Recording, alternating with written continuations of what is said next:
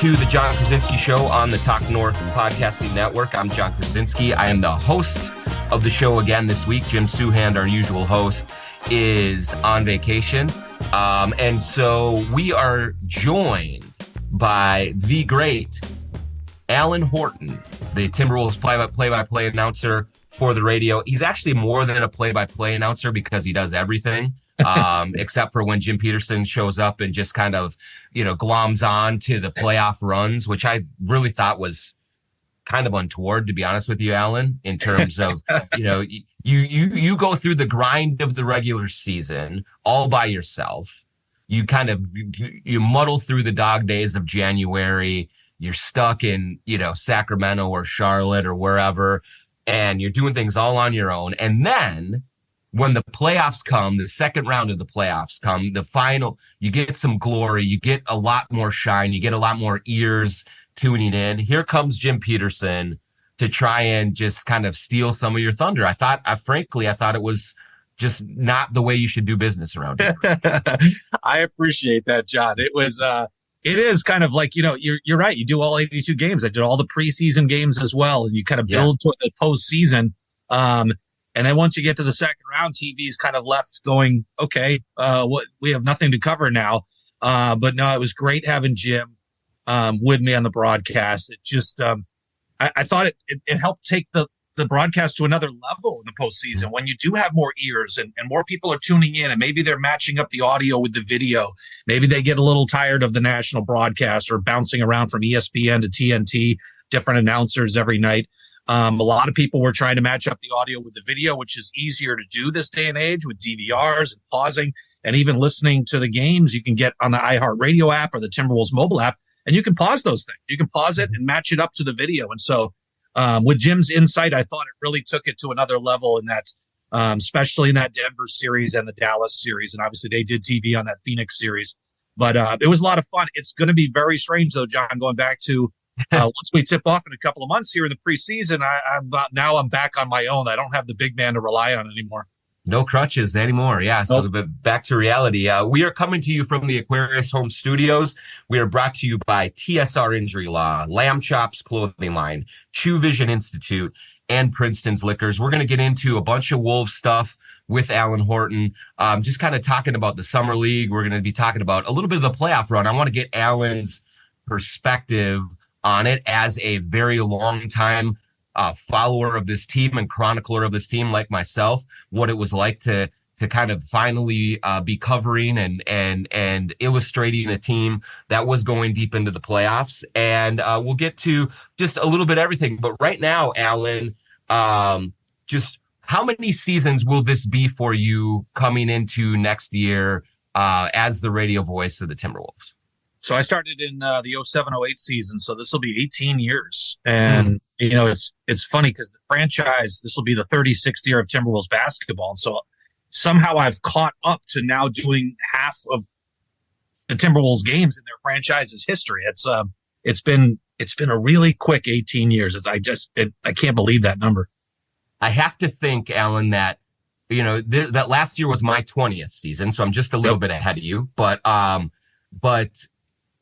just the most memorable season, right, of doing this. Yeah. I don't think it was even close. I mean, even the Jimmy Butler year, even the first two playoff seasons under Finch were entertaining, were interesting in their own rights, but to be on a ride with this group as long as they did, with the Game 7 in Denver, with the closeout win in Phoenix, with just how the stakes of it, with Anthony Edwards, with everything the way that it went, I have to imagine it's at the top of your list as it is with mine in terms of just experiences on this beat.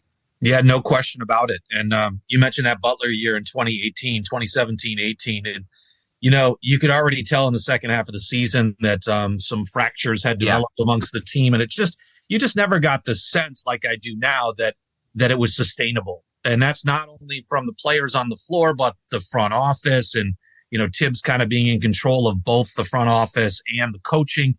You have such a good feeling about the way this whole thing is set up currently for the Timberwolves, whether it's the starting five on the floor that are going to come back for another year, 7 of your top 8 guys coming back, but also just the stability of Chris Finch on the coaching staff, and just the familiarity and the confidence you have in that group. Even if Chris Finch is out like he was and hampered in the postseason, you've got Mike Inori. You've got a whole, string of coaches that I think the players, everybody can feel really good about, because all those guys are really talented at what they do. And then the front office with Tim Conley, you just have such confidence in the way everything is set up, from the players to the coaches to the front office. And the way it's been building, getting into that play in the first 2 years, but not getting out of the first round, but then taking that next step last year and going all the way to the Western Conference Finals. It's funny, the postseason is so long, but it goes really quickly. And you mentioned that Denver series. I don't know that because we had the long week before the playoffs started, and that's what you get when you get a top 6 seed. You don't have to worry about the play-in, which I think is a major step, because there are some exceptions. The Lakers and Heat a couple of years ago getting out of the play-in and going deep. In fact, Miami going all the way to the finals, but that's not a recipe for success. And so you've got to be one of those top 6 seeds. You've got to enjoy that week off and get prepared. And then the Wolves had another week before that Denver series, but coming off the Denver series, it was really quick going against Dallas. And that's that's the next lesson that I think the Wolves learned, is you have to, it's hard to say, hey, don't be involved in a 7-game series, but you don't want to be involved in a 7-game series. The Wolves, I think they'll look back at between games 2 and 3 when they're up 2-0, and you had that whole week off. And you start, everybody had already penciled the Wolves in, not only to advancing, but to be in the NBA Finals. You had Good Morning America in town. You had ESPN doing interviews.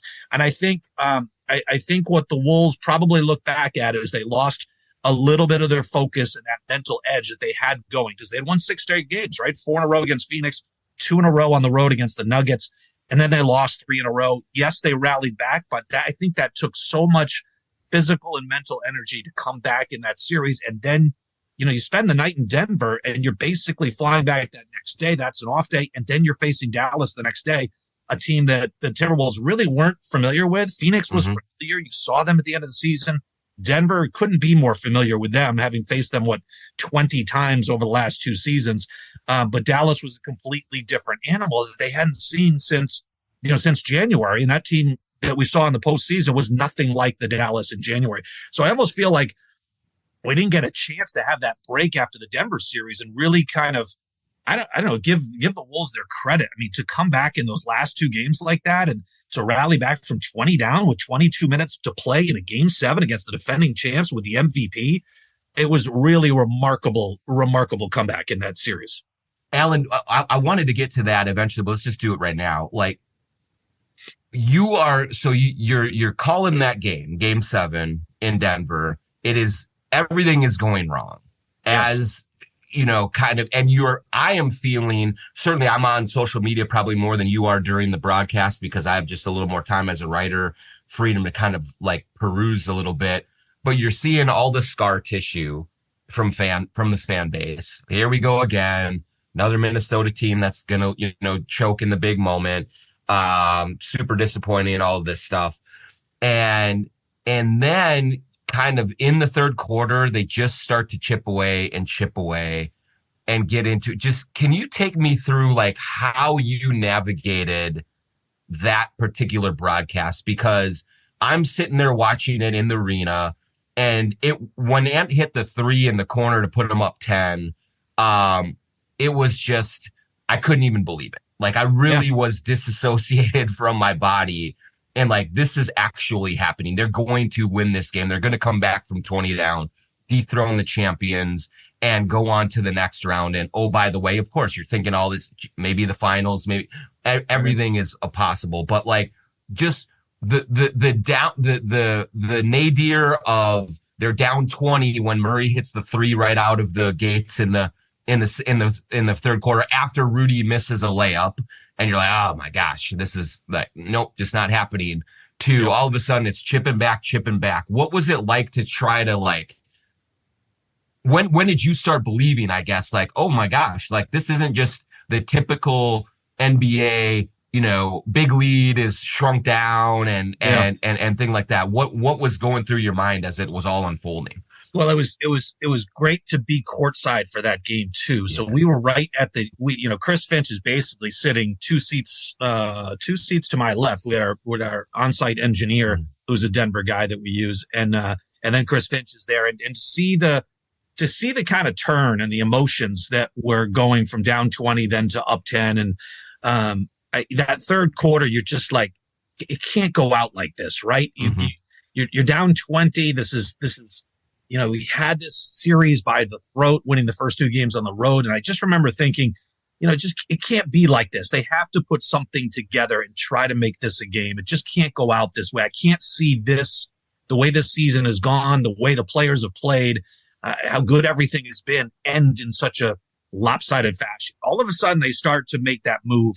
And I just kind of remember being in the moment. Okay, it's down to 18. Okay, then 15. And then you're kind of looking at the clock and you're just like, keep chipping away, because you've been on the other end of that too, right? The Wolves have had plenty of games. They've had these big leads, and then you've seen the opponents chip away at them, and you're thinking that clock is moving so slowly. This time it's the opposite. It's moving fast, but they made it a manageable game, I think, by the end of the third quarter. I don't think they had taken the lead at that point. No, and hit the three, and they were down like 2 or 3 points. Yeah, so there was still work to do, but they did so much work in that third quarter to make it, to really swing the momentum. And you could just see that Denver was frazzled. They just, they give up that big lead. They're on their home floor. They've got everything going their way.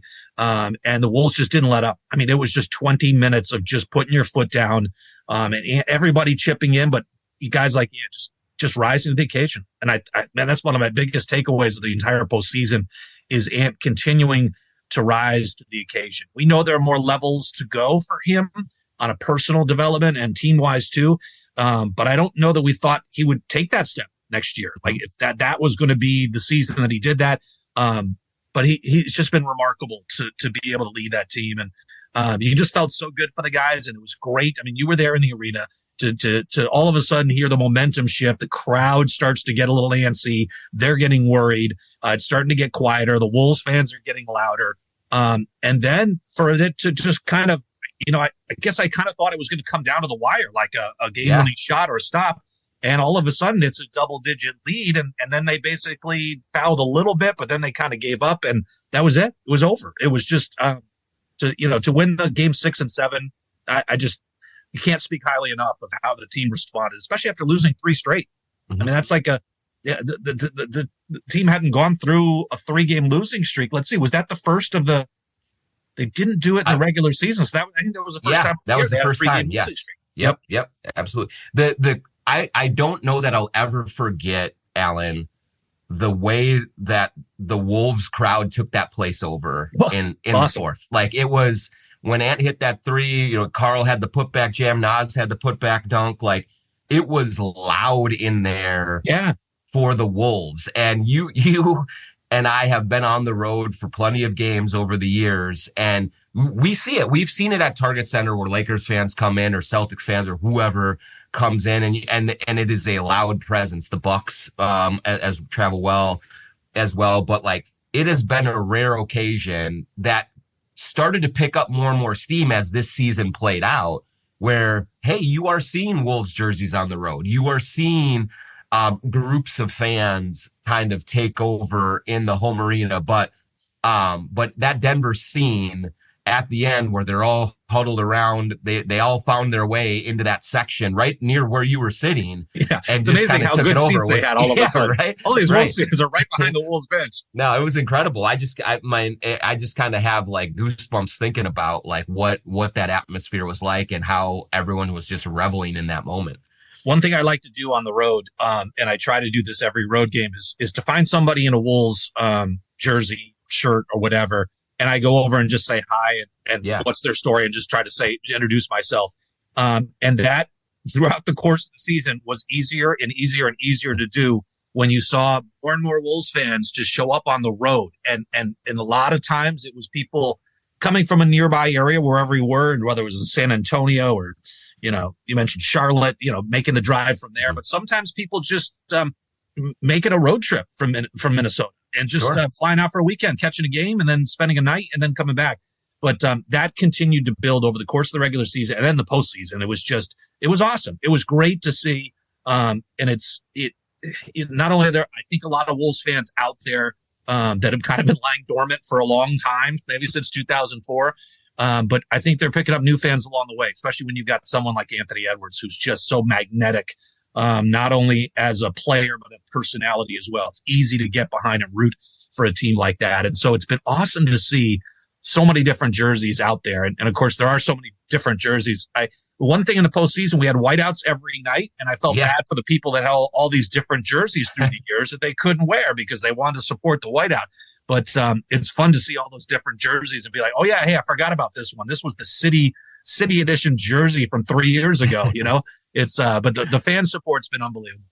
Talking with Alan Horton, the radio voice of the Timberwolves, on the John Krasinski Show on Talk North. We're going to take a quick break, and we'll be right back for some more Wolves talk. For now, I want to tell you about True Vision Institute in Bloomington. I am getting LASIK surgery this week from the good folks at True Vision. I'm really excited about not having to wear glasses for the first time since I was in 4th grade. I think it's time. It was time for me to ditch these things and really find out what life is like without having to fumble around for my glasses when I wake up, to, kind of looking around for them, to read, to see far, all of those things. I'm going to go in, I'm going to get LASIK surgery. The people at True Vision have been fantastic throughout this process. They have taken me through an exhaustive kind of testing phase to really find out what is the right option for me in my vision correction. There are many different things to do besides just LASIK surgery at True Vision,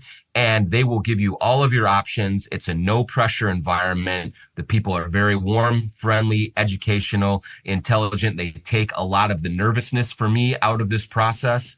And now I'm just really excited to go in, get my eyes done, and come out seeing an entirely new world. I will tell you all about it next week on this show about how the process went. But True Vision Institute is a great place to go to make sure you're in good hands, that they kind of shepherd you through what can be a daunting thing to figure out. They will help you with your decisions. They will get you to the right place. And so you go to truevision.com to schedule an appointment for a consultation. There is no pressure. There is no hassle, no obligation, but they will give you the right answers for you. truevision.com in Bloomington. We are also brought to you by sglambchops.com. Lamb Chops clothing line, Shepherd Goods, the good folks Jordan and Craig who are courtside at Timberwolves games, at Lynx games. They've been supporters of the organizations for a long time. They have been a partner of this show for several months now, going through the playoffs. If you go to sglambchops.com, put in the promo code JONK20, you'll get 20% off some of the most comfortable, stylish, casual wear that you can get. I love their shorts. I love their hoodies. I love their t-shirts. It's all good, high quality, affordable clothes that are going to make you look good as well. So sglambchops.com. The promo code is JONK20 for 20% off any bit of merchandise there. Also, at the end of this program, we will answer a Twitter question for a giveaway from Shepherd Goods and Lamb Chops. That's sglambchops.com, JONK20 for 20% off anything at Shepherd Goods and Lamb Chops clothing. All right, we're back here now on the John Krasinski Show with Alan Horton.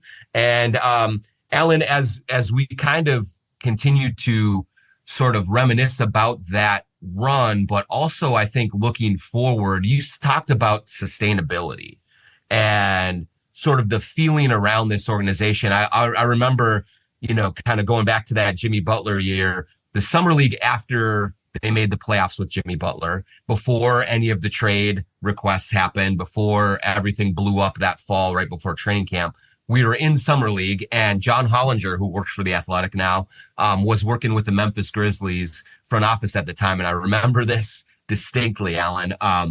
He kind of came up to me at the end of one game, and he's like, "Hey man, how's it going?" He's like, what's going to happen with the Wolves this upcoming year? And I said, they're going to implode. Like, that was my line. And he laughed, and I'm like, no, I'm serious. Like, this is not going to hold up. Everything is fraying at the seams. They're coming apart. There's just no way that this is going to be able to hold together with Tibbs, with Jimmy, with Cat, with everything. And lo and behold, just before training camp started, you have, the circus come to town. So, yep. The feeling around this organization now just could not be more different.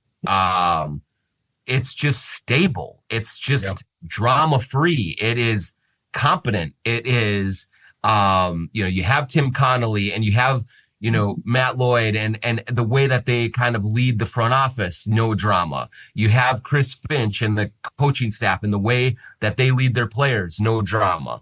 Then you have a players group that is excitable. Like, I think that they have personality, but they all get along right now because they've had success, because they have built a bit of a foundation of winning, and there isn't that tension. And it just feels like, for the first time since I've ever been covering this organization, that it is not inconceivable that one season can beget better seasons, They still have a lot of work to do, but the foundation underneath it all feels just much stronger than any time I've ever been around it.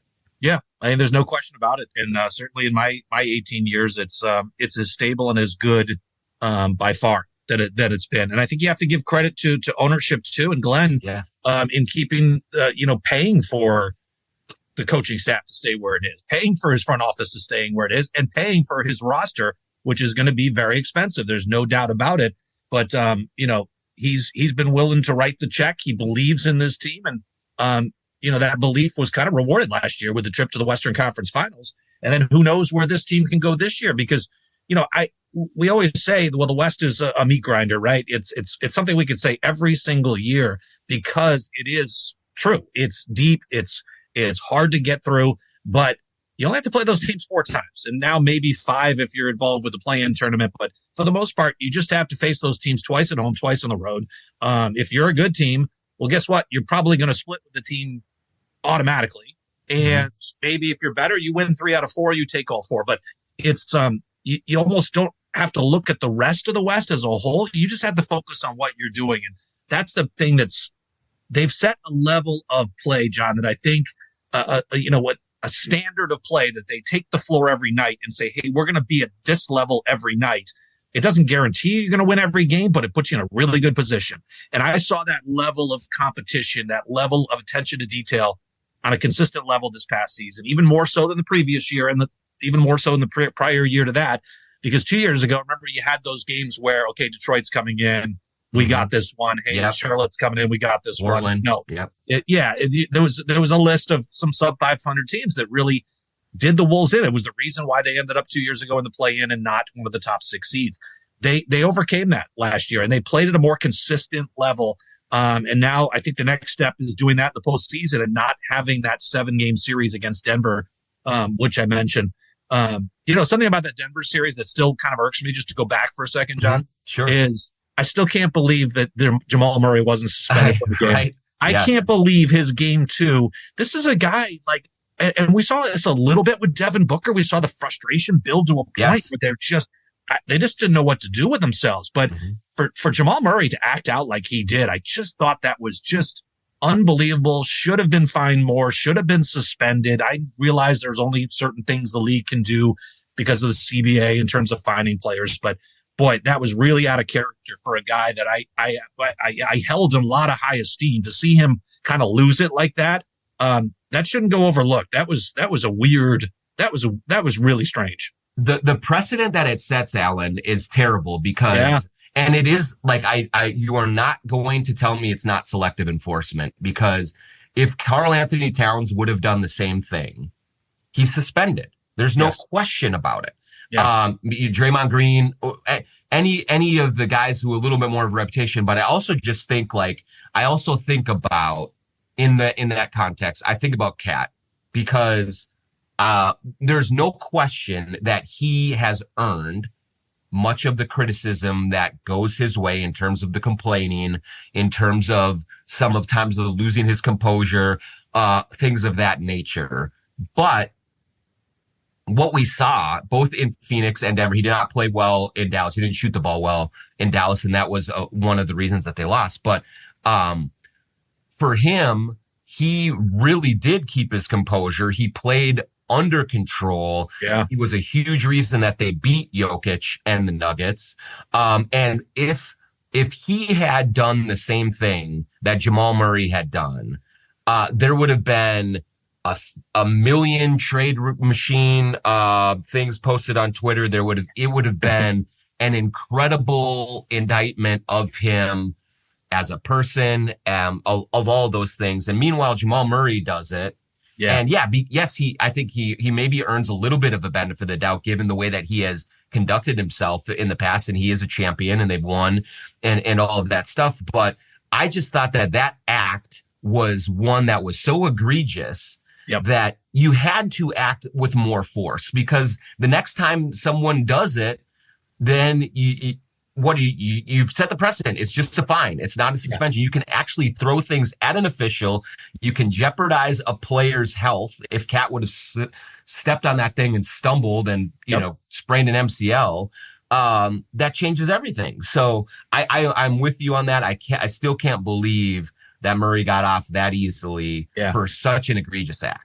And the fact that he did it twice. It wasn't even, you couldn't even argue that it was a heat of the moment, because in the heat of the moment, you throw something. Oh, it didn't reach the court. I'm still upset. I'm going to pick up something else. I'm going to throw it even harder to see if I can get it on the court.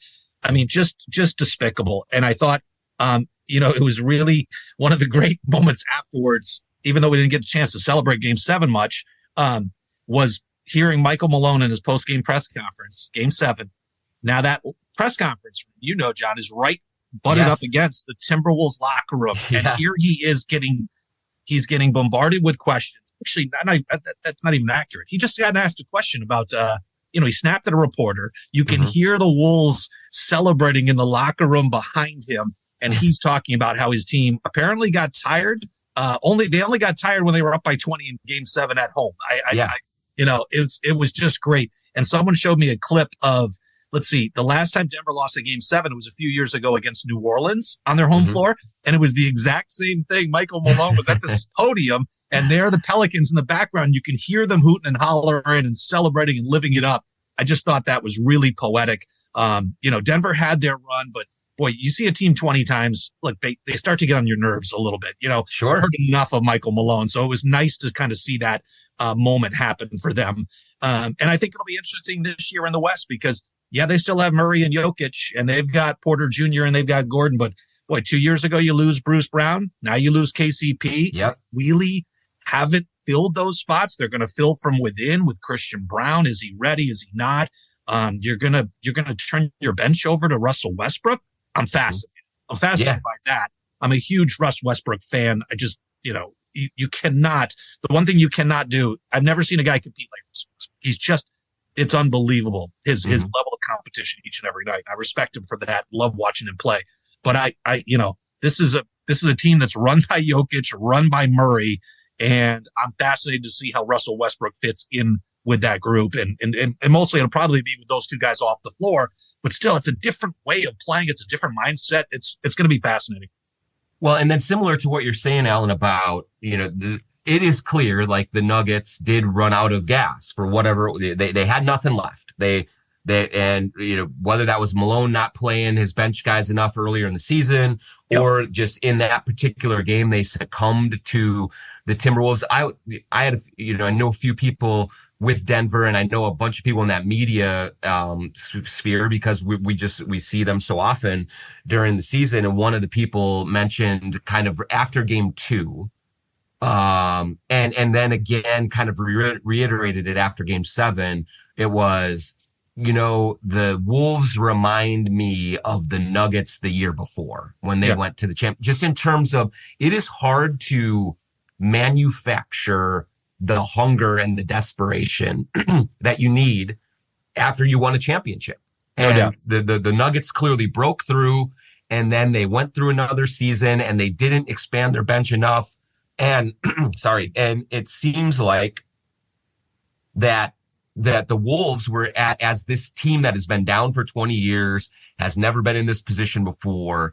They just really had more intensity. They had more in the tank at that point. Then they get to the Western Conference Finals, and the stark reality was, I think, Alan, that they believed that they sort of climbed the mountain, winning Game 7 in Denver, and said, Dallas is going to be okay. We're going to, we can handle Dallas. They hadn't seen them with PJ Washington, with Gafford. They hadn't seen the new iteration, but we can handle this. We just did the hardest thing we're going to do. And you're only halfway through. Like, they were only at the halfway point. And so maybe that learning process is, okay, now we understand how long the playoffs actually are and what we have to do in the summer, what we have to do to get ready for it. Maybe even not necessarily going hell's bells for the number 1 seed in the West, but doing things during the regular season as well. Maybe Dillingham gets more minutes. Maybe Shannon gets more minutes. Maybe some of these young guys get a little bit more of a chance, so that once you get to playoff time, whether you're the 1 seed, the 3 seed, or the 5 seed, you don't want to be in the play-in, obviously, but in that top 6, that your team is optimally ready for the absolute grind that the playoffs are. And I think that will inform them a little bit as they go into next season. I think you're absolutely right on your point about the hungrier team. It's tough to repeat. It's really hard. You go so deep and play into June like Denver did that prior year and winning the title. It's all good. You feel good about yourself. You just can't replicate that hunger. And there's a reason why nobody's repeated since Golden State. And you could argue that Golden State was just so darn talented that that became an easier task for them. It's just really hard. And Boston's going to go through this upcoming year. Can they have that same drive and passion and desperation to get to a title after winning it? And that's the battle for a team that wins. And you're right, for the Wolves, it's about learning from that experience. And that Dallas series again came so quickly. I felt like the Wolves lost that first game. They like I said, they really only had less than 48 hours since beating Denver. You're back on the floor. Now you're down 0-1. And they had the lead in game 2 and couldn't close it out. And all of a sudden you're down 0-2. Luka and Kyrie are just firing on all cylinders. I think there was a mental and physical fatigue getting to that Dallas series. I think coming off that Denver series mentally, you're just a little bit exhausted, and that's where if you had had a few days, I would have liked to see that series start 2 or 3 days later and see. And obviously, you can't have that, so it's wishful thinking. But I would have loved to see whether the Wolves could have gotten some rest, gotten focused, take the same approach they did when they faced Phoenix.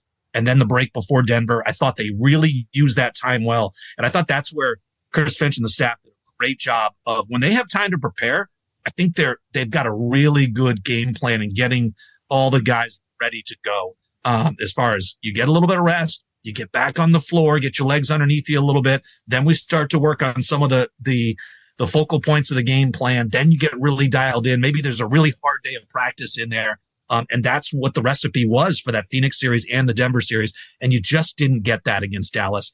And now you're right. Ant knows, okay. And he talked about it, right? Like, I've got to be mentally and physically stronger to get to this point in the season. And it's funny. I felt that on a much smaller level too. Like, the deeper you go, like, you're just, wow, we're in May. Wait, Memorial Day is coming up. Wait, we're having draft workouts during the Wolves are still playing. How are we still having draft workouts? These things always happen 4 to 6 weeks after the season's over. We got the draft coming up, and it's just everything comes a lot quicker. And you're playing basketball as a player, you play basketball for a really long time at a really high level. But once you get to that spot, okay, now we know it's not just about getting to mid-April. No, it's about getting to mid-June now. And I think the Wolves, I think they've got a really good chance, John, when you look at the West, to be right where they were last year and give themselves every opportunity of not only getting to the West Finals, but breaking through and maybe getting to the finals and winning it. We'll take one more quick break here. We're talking with Alan Horton, the radio voice of the Timberwolves, on the John Krasinski Show. We are brought to you by Princeton's Liquors in Maple Grove. Bill Princeton and his family have been in the booze business for decades and decades. They are especially experts in the craft beer area. If you want a great selection of craft beers, go into Princeton's Liquors in Maple Grove. It's some of the best selection, not only in the metro area, but also in the state and in the region. They also have THC seltzers and gummies that they're legal now. So they have a wide selection and variety of those products as well. And bourbon is a massive focus for Princeton's Liquors. One of the local bourbon YouTubers has mentioned Princeton's Liquors as his honey hole. Great place to go to get some of the very best, highest quality bourbons that you can find in the area. Go to Princeton's Liquors because Bill Princeton and his family have been here forever. He is also an ardent supporter of the Timberwolves, and Lynx was an intern with the organization in the 2000-2001 summers, wore the crunch costume several times at many appearances. So support the good folks that support us. It's Princeton's Liquors in Maple Grove. And now we'll hear from Jim Souhan on our other sponsors. You've heard Steve Terry on this network. You've seen him at our live shows. Great guy, does it. And, he does a great job with TSR Injury Law. They've helped so many people. They've won money through their efforts for so many people. If you were ever injured, simply call 612-TSR-TIME, 612-TSR-TIME. They will take care of you, or they will point you in the right direction. They will not charge you unless they win your case, and they win a lot of cases. Now they're hanging out with Naz Reid. That's how cool they are. A great company, TSR Injury Law, 612-TSR-TIME. Scott for Aquarius Home Services. We all know our weather can be unpredictable, especially with our summer storms and hot and muggy temps. Be worry-free with a generator providing reliable whole home backup power to keep the lights on and your home cool and comfy. Plus, be sure your sump pump is ready to handle those heavy summer rains. For all your plumbing and electrical needs, we're just a click away at AquariusHomeservices.com. Aquarius, earning the right to be recommended. Okay, back now for a few more minutes here with Alan Horton, the radio voice of the Timberwolves. And Alan, are you ready to work on Christmas this year? Oh, yeah. That's right. We've reached that point where I think the Wolves are going to have a lot of national TV games, and Christmas is probably one of them. So it's been a few years. I think the Wolves have had a couple during my tenure. Yeah. I remember one in L.A., and gosh, I wonder if we were in OKC for one too. But I think there have been a couple. There have been a couple of last, but I think the Wolves are ready to be on that national stage. I think they've earned it. This is what you have to do, right? It's not about, showcasing young and up and coming talent, which last year the Wolves played in Oklahoma City, I think on the 26th, right after Christmas. Yes. And, you had SGA, you had Ant, but those are rising stars.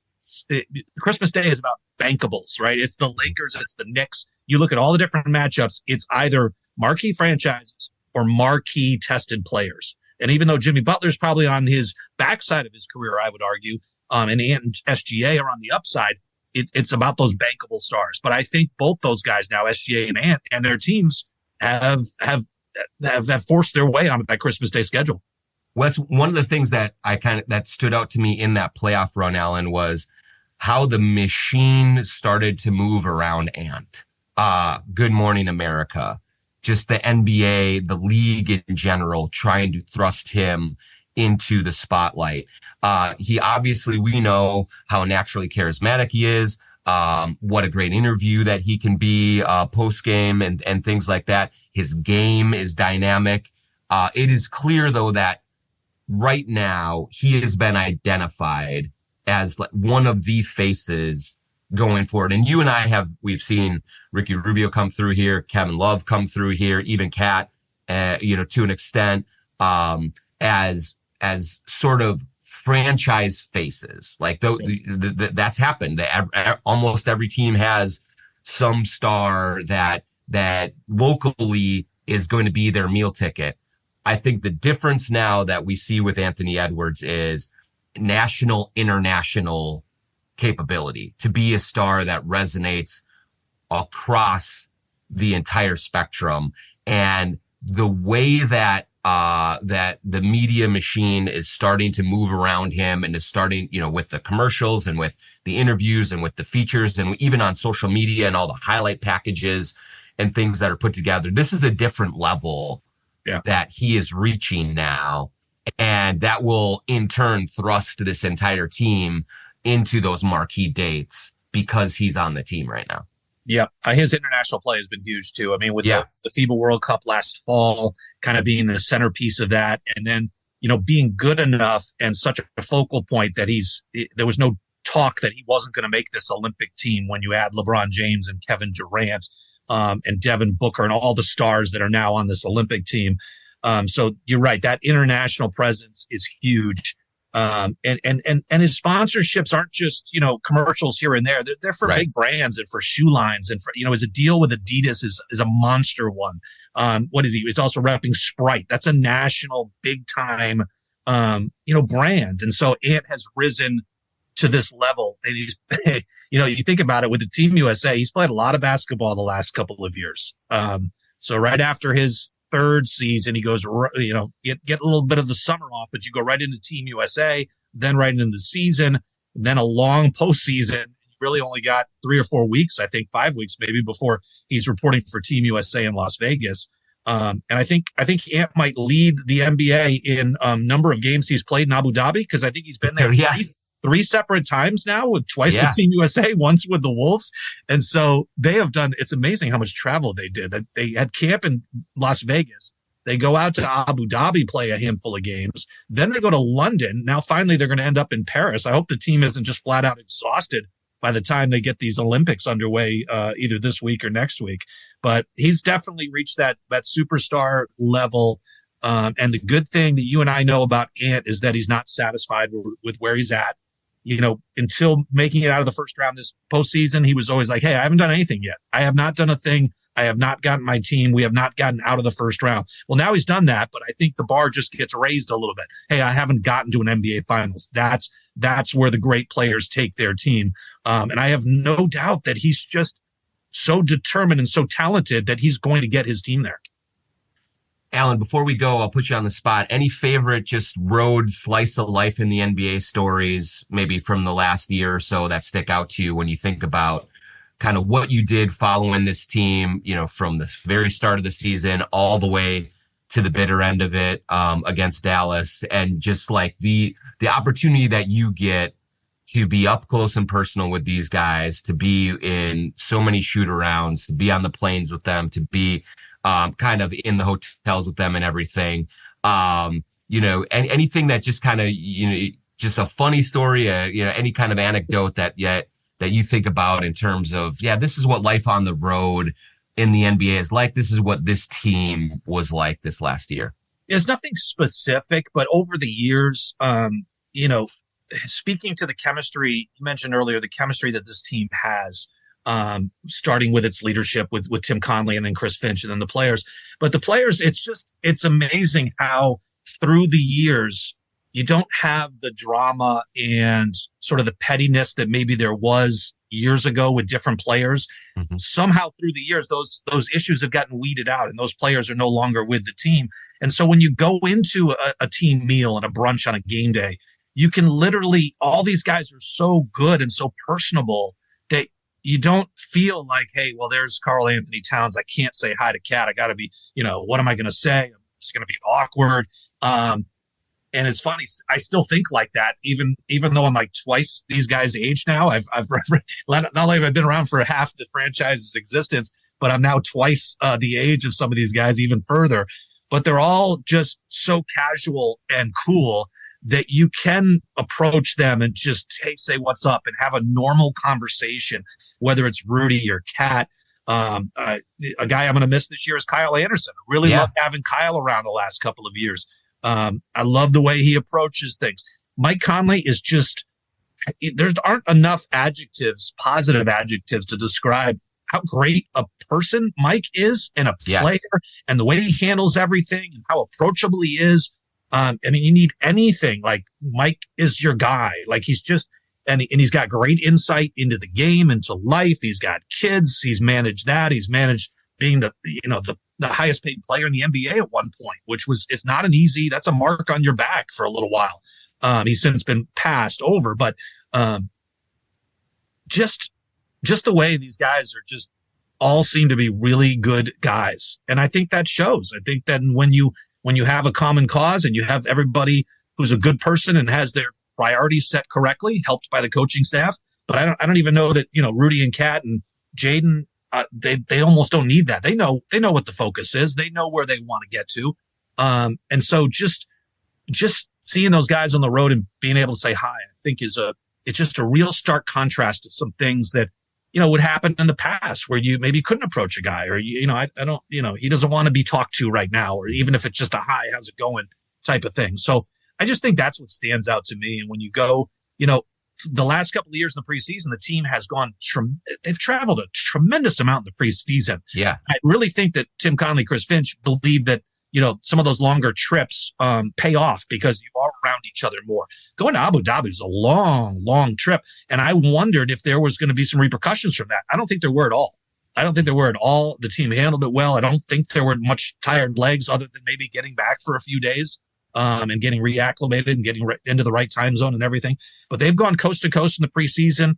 I think they're going to go to the East Coast and the West Coast in this preseason, which, seems a little bit unnecessary, but I think it does help bring the team together. And when you got a group that's now been around together for the better part of 3 seasons, you've got a couple of years under your belt now with Rudy and Kat. You're going to mix in a Joe Ingles on this team, which I think is a great fit. If you couldn't keep Kyle, I think Joe Ingles brings a lot of the same attributes. Plus he brings, spreading the floor with that 3-point shot. This guy, I think he'll be able to shoot threes, John, I think when he's probably 45 or 50 years old. And then I'm really excited about some of the guys we saw in Summer League and who's going to fill in the end of that rotation, right? So if Joe Ingles fills the Kyle Anderson spot, that's 8 players that you kind of know are in the rotation. Tim Connelly and Chris Finch have talked about how Rob Dillingham is going to be in the rotation. So that's 9. But to get through an 82-game season, you're going to have bumps and bruises. It's going to take more than just 9 guys. And so who are some of those other guys that can find roles and be productive? Can Terrence Shannon Jr., who showed some really good things at Summer League, be one of those guys? Can Jalen Clark, who was out all of last year, coming off the Achilles injury? Leonard Miller shows signs. There's so many guys that you could point to. Josh Minot, this is his 3rd year with the program. Can he be a part of this rotation? A guy that was on a 2-way last year that I still really like is Daishen Nix, who played a lot in Summer League. And then I think you've got, PJ Dozier, a Tim Connelly favorite, who was in camp a couple of years ago. But it was coming off a knee injury and the Wolves couldn't keep him. And Luka Garza, who's back. I just think that's going to be fascinating to see who are those 10, 11, 12, maybe 13. Those are guys you're going to need minutes from. And if we're talking about making a deep run, and we mentioned how you don't want to just Mike Conley's got to get a break during the regular season. You're going to have to manage his minutes probably more going forward than you did last year.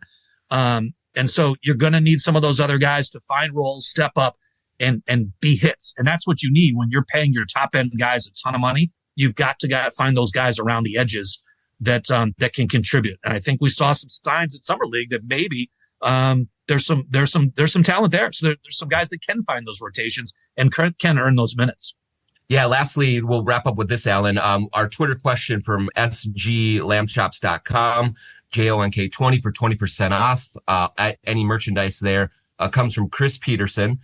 Will Dillingham be backup point guard to start the season, and will we be able to fill the hole left by slow-mo departure with Joe Ingles and talent from the draft?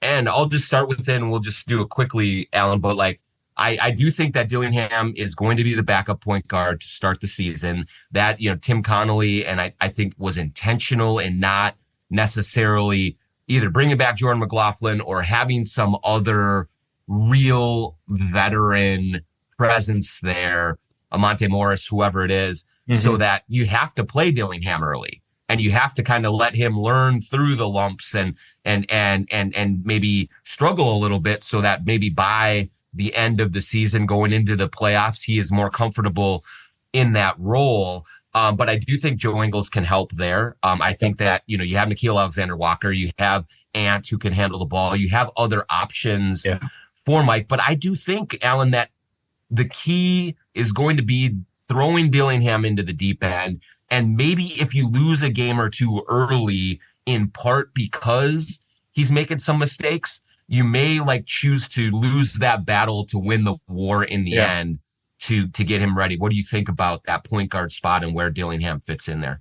Yeah, I think that's exactly spot on, because I think Tim Connolly's kind of showed us the way he shaped this roster right now. And they could always make a move at some point if that philosophy doesn't work out, or if that plan doesn't work out and Dillingham's maybe a little slower, or, everything is flexible and fungible especially if someone gets hurt.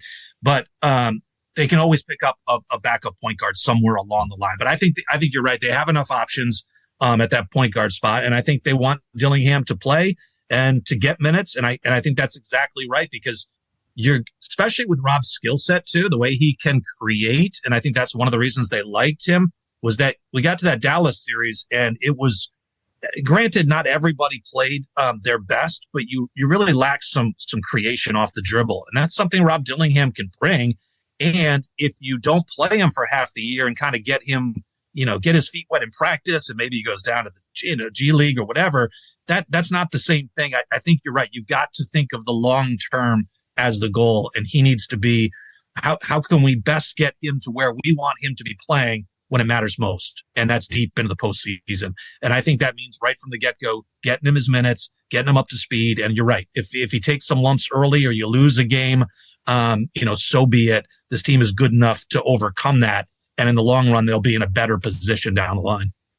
Alan Horton, thanks so much for taking the time out of the slow part of your summer. I hope you're enjoying a little family time and getting ready to soak it up. And before we know it, training camp will be here and we'll be back on the grind. So enjoy a little bit of downtime with the family. And I appreciate you taking some time for the John Krasinski Show. Yeah, John, you got it. And all the best to you and your family. And it'll be nice to have a little downtime, and then we're going to ramp things up, and it's going to be hitting the ground running right towards the end of September.